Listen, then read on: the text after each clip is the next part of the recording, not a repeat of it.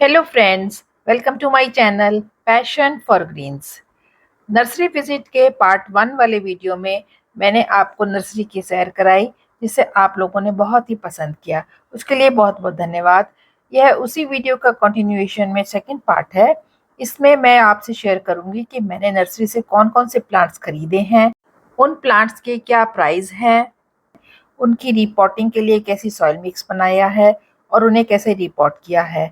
साथ ही नर्सरी से प्लांट खरीदते समय मैंने किन किन बातों का ध्यान रखा, वो भी आपसे शेयर करूंगी।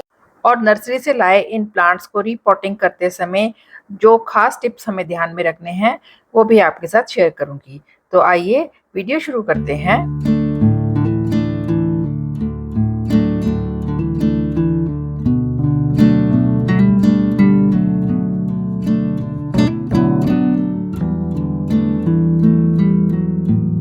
इस समय मैंने नर्सरी से विंटर फ्लावरिंग प्लांट्स ही ज़्यादा खरीदे हैं। कुछ कुछ परमानेंट प्लांट्स भी हैं जो कि मुझे सस्ते भी लगे और अच्छे भी लगे। वो प्लांट मेरे गर्मियों में बहुत ज़्यादा खराब भी हो गए थे। सर्दियों के कुछ फूलों वाले पौधे अभी भी नर्सरी में नहीं आए हैं, तो उन्हें लेने के लिए फिर से हम नर्सरी चले ही जाएंगे। जब भी आप नर्सरी से प्लांट लेने जाएं तो कुछ बातों का ध्यान रखें। सबसे पहला तो यह है कि आपकी जो नर्सरी है उसका ओवरव्यू ले लें, यानी नर्सरी में जो प्लांट्स रखे हैं वह प्रॉपरली रखे हैं, उनके आसपास कोई गंदगी नहीं है, प्लांट हाइजीन का ध्यान रखा गया है, और नर्सरी में जो प्लांट्स का अरेंजमेंट है और मेंटेनेंस है, अगर वह अच्छा होगा तो प्लांट्स भी आपको अच्छे ही मिलेंगे। दूसरा, इस बात का भी ध्यान रखें कि ग्रो बैग या गमले में से पौधे की जड़ें नीचे से बहुत ज़्यादा बाहर ना निकली हों, क्योंकि कई बार ये जो जड़ें होती हैं यह नर्सरी की मिट्टी में भी चिपक जाती हैं और उन्हें खींच कर निकालने से पौधे खराब भी हो सकते हैं। फूलों वाले पौधों की कलियां बनी हों उनको ही खरीदें, और पत्ते अच्छे से हेल्दी हों, उन पे कोई भी कीड़े मकोड़े ना लगे हों। इन सब बातों का ध्यान रखते हुए मैंने कौन कौन से पौधे खरीदे हैं और उनके क्या क्या प्राइस हैं, आइए आगे शेयर करते हैं। तो ये है मेरे वो पौधे, जिनमें सबसे पहला पौधा है डायंथस का। डायंथस का पौधा मुझे 20 रुपए में एक पौधा मिला है। इसमें अलग अलग खूबसूरत रंग हैं, तो मैंने इसके फिलहाल 5 पौधे ले लिए हैं। सभी पौधे फूलों और कलियों से भरे हुए हैं। अगला एक परमानेंट प्लांट कोलियस लिया है, जिसमें रंग बहुत ही सुंदर है। इनकी कलर वेरिएशन मेरे पास नहीं थी। ये पौधे भी मैंने 20-20 रुपए के लिए हैं, जो कि बहुत ही हेल्दी भी हैं। साल्विया का पौधा भी काफी समय तक आपके साथ बना रहता है। कहने को तो ये विंटर फ्लावरिंग प्लांट है, लेकिन अप्रैल मई तक भी आपके पास फ्लावरिंग करता रहता है। ये पौधे भी मुझे 20 रुपए का एक मिला है और मैंने इसके 5 पौधे लिए हैं। नेक्स्ट है स्वीट पोटैटो की ये पर्पल कलर की ब्यूटीफुल वाइन वाली वैरायटी। यह मुझे 15-15 रुपए का एक पौधा मिला है और मैंने इसके 2 पौधे लिए हैं। इस बार ज्यादा गर्मी के मारे मेरा रबर प्लांट का पौधा भी झुलस गया था, सो इसके भी मैं 2 पौधे लेके आई हूँ। ये दोनों पौधे मुझे 250 रुपीज के पड़े। ब्रोकन हार्ट की यह खूबसूरत बेल भी मुझे बहुत ही सस्ती मिली। यह देखिए कितनी लंबी बेल है और मुझे सिर्फ 150 रुपए में मिली है। थोड़ी स्टेबल होने के बाद इसकी मैं कटिंग से कई पौधे बना सकती हूँ। यह बेल भी पूरी तरह से हेल्दी है।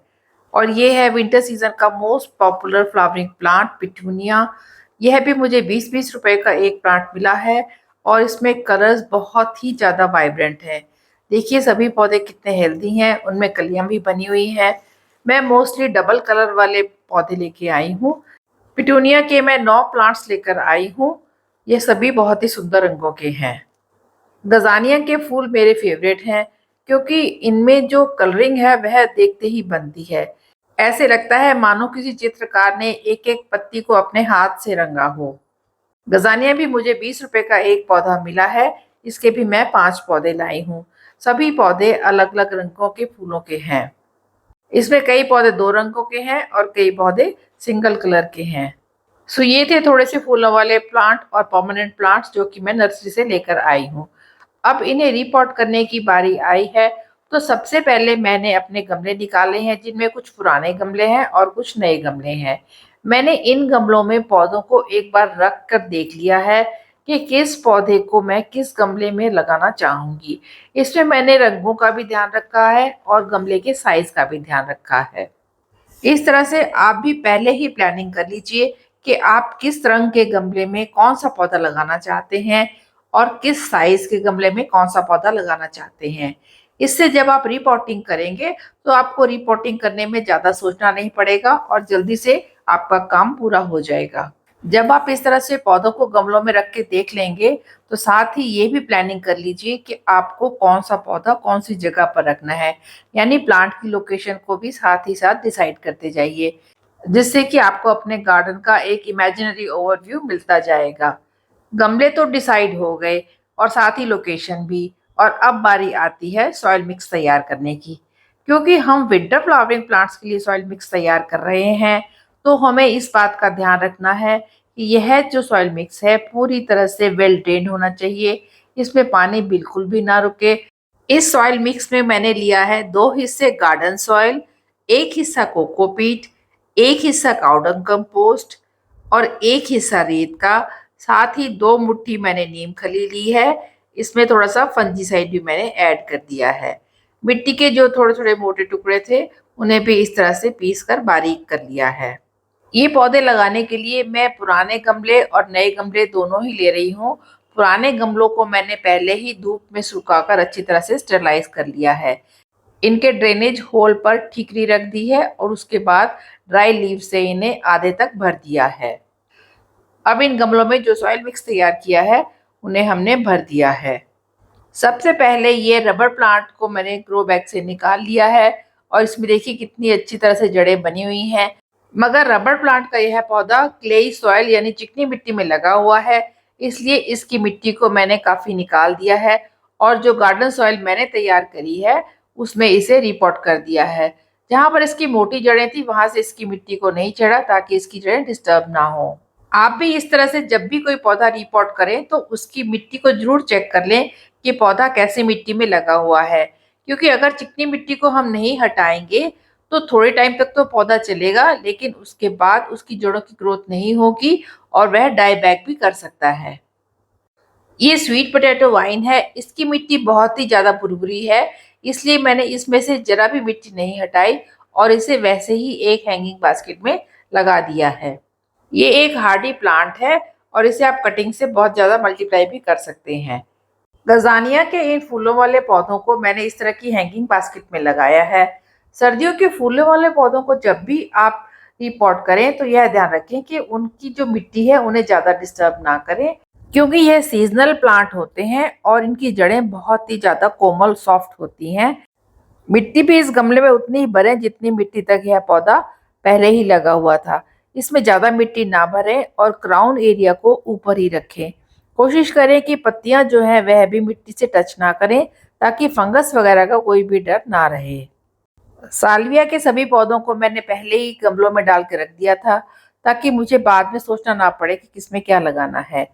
पौधा जब भी आप लगाएं तो उसे थोड़ा सा ऊपर करके ही लगाएं ताकि पौधे का स्टेम एरिया ऊपर ही रहे और मिट्टी के आसपास अगर कोई पत्तियां हों तो उन्हें भी पौधे से हटा दें।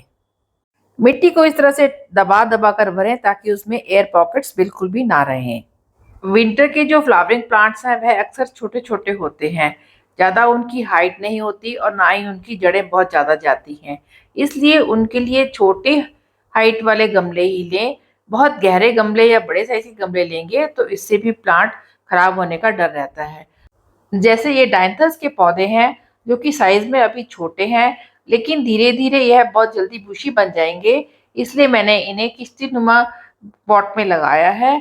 इस पॉट की गहराई भी ज़्यादा नहीं है क्योंकि इस पौधे की जड़ें ज़्यादा गहरी नहीं जाती। इसी तरह पिटूनिया के ये जो फूलों वाले पौधे हैं, इन्हें भी मैंने किस्तीनुमा पॉट में लगाया है और यह मेरे नए पॉट हैं जिनको मैंने अमेज़न से लिया है। इसमें भी मैं 2-2 पौधे लगा रही हूँ। गमले में इस तरह से पौधे रख के देख लेना चाहिए कि पौधा हमें किस हाइट तक रखना है और उसके बाद उसे मिट्टी से अच्छी तरह से भर दें। इस तरह से जितने भी विंटर फ्लावरिंग प्लांट्स लेकर आए थे, उन सभी को मैंने प्लांट के साइज के अकॉर्डिंगली उन्हें पॉट साइज दिया है ताकि उन्हें ग्रोथ भी अच्छी मिले और ओवर वाटरिंग या फंगस वगैरह से भी उन्हें बचाया जा सके। सभी पौधे लगने के बाद देखिए कितने सुंदर लग रहे हैं। ये मेरी थोड़ी-सी कोलियस की कटिंग थी जिन्हें मैंने ग्रो किया था और यह काफ़ी बड़ी हो गई थी।